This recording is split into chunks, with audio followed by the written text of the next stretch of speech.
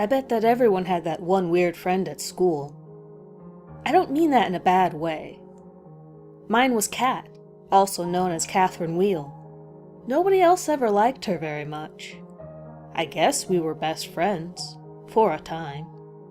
She was passionate, crafty, with a keen love of justice, and often cruelly hilarious.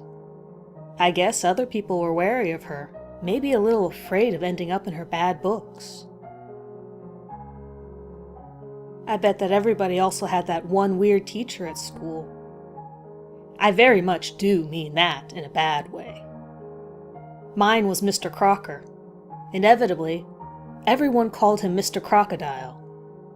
He was a snappy dresser, sharp and droll, and all the other girls in our class seemed to think very highly of him. I guess I did too, to begin with. He had a winning smile, which no one could resist.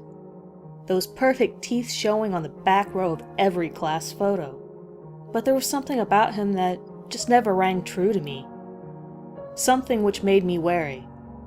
The way he behaved seemed wrong in some way. I couldn't place my finger on what it was. Just as well, perhaps those teeth would have bitten my hand right off. However, now that I can look back on these terrible events from the distance of a decade or so, I find myself tormented by the thought that maybe I was wrong. Very wrong. About Kat and about Mr. Crocodile. Tormented because I might have stood back and let my friend do something truly dreadful. Tormented because Mr. Crocodile is dead. So back in class, Kat must have sensed my hesitation towards our teacher's playful ways, and we started to talk to each other. I had never heard her breathe a word to anyone before. Like I already said, she was sort of pegged as the school weirdo. She said she blamed Mr. Crocodile for her being in a wheelchair. Her story is at least partially true. He had taken us on a field trip 3 years earlier. An art class at the local beauty spot. A small country park with a great viewing point high above an ancient wire, which everyone in town called the waterfall. It was at least 80 feet down to the ever-churning water beneath. If the drop onto jagged rocks didn't kill you, the river's rapid current would finish you off. It was pretty savage and well known in local lore, as they used to throw those accused of witchcraft from the overlook to let God judge them. Kat had gotten lucky. She only broke her spine. Everyone assumed she'd fallen, and the matter was swept under the carpet, as her crazy parents never pressed charges. But she told me she had jumped, to escape the advances of a certain sleazy teacher with slimy claws. I didn't believe her at first, but as our friendship strengthened, she soon started to convince me with pieces of evidence, which slotted together into a perfect portrait of perversion. He was definitely one of those teachers who always had favorites among the students. That much was pretty obvious. But Kat began to pry my jaded eyes open to the scale of his slithering schemes. I never knew he groomed them. She made me notice him asking the same students to stay late after class, to help him tidy up or put up posters for the next day. She pointed out the predatory ways he would lean over and guide their hand in his, pat their trembling backs, quickly flash his greedy tongue inside a beguiling smile. But the clincher came one cold October day. Mr. Crocodile told us he was taking some younger pupils on an outing later that week, a repeat of the eventful field trip which Kat and myself had embarked on 3 years earlier, to the local park to create some paintings. He wanted volunteers from our class to accompany him and keep an eye on the kids. In his tiresome way, he was joking around with the girls, who always sat at the front, about how he'd be there, but don't let that put you off, when Kat shot up her hand. And that definitely made him lose his cool. She stared him down for a few stone-hard moments, until he stammered his thanks, and turned to nervously rearrange some papers on his desk. Kat nudged me hard in the rib cage, and I volunteered too. I had never seen him look uncomfortable before, and this was, to my young mind, surely the ultimate proof that Kat had told me the truth.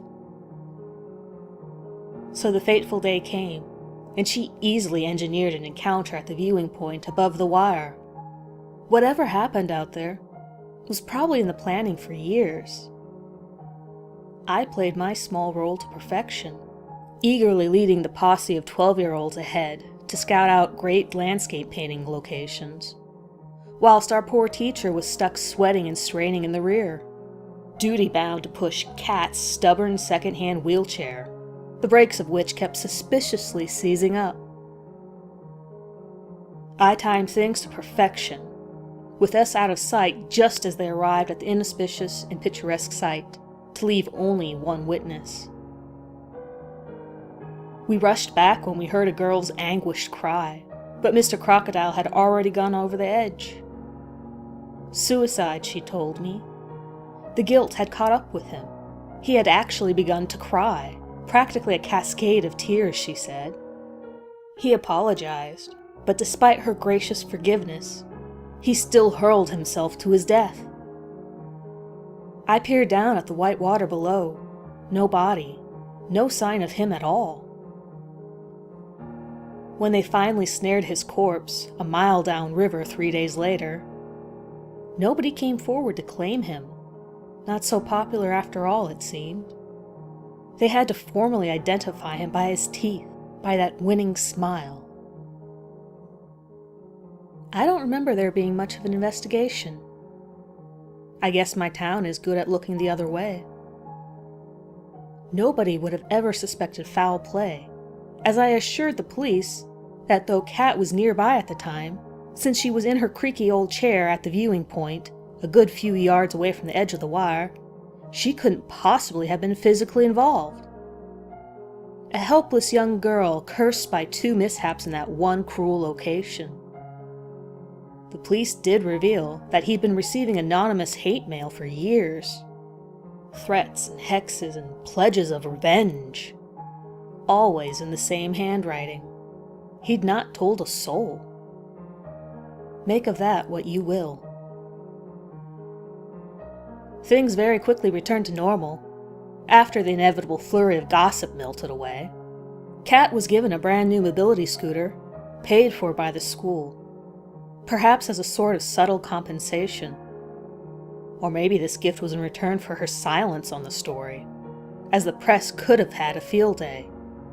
Instead, Mr. Crocodile's strange death was barely reported at all. Just a brief mention on the local TV news of a teacher dying accidentally at a hazardous beauty spot.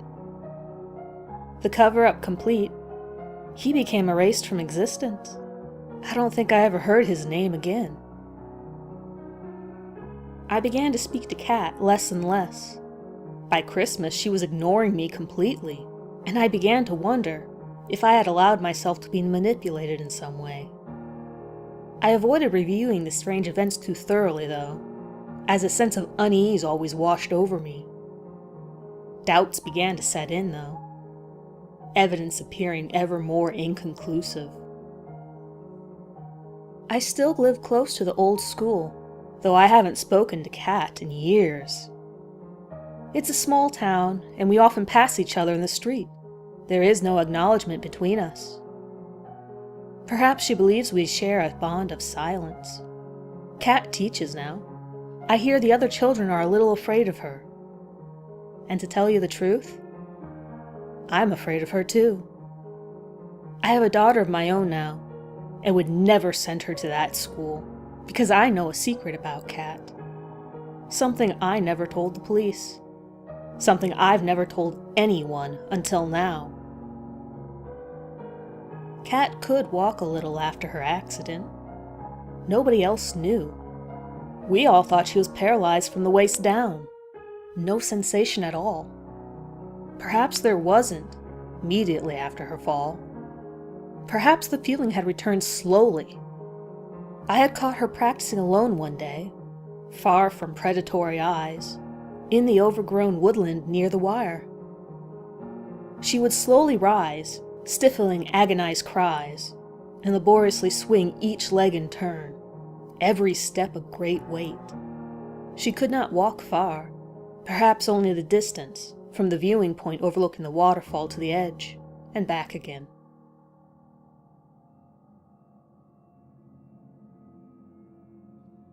Thank you for tuning in. If you like this story, hit that like button. Consider sharing and subscribing to the channel to be alerted to new uploads. If you'd like to see something specific on my channel, leave a comment below and I will look into it. Good night, everyone.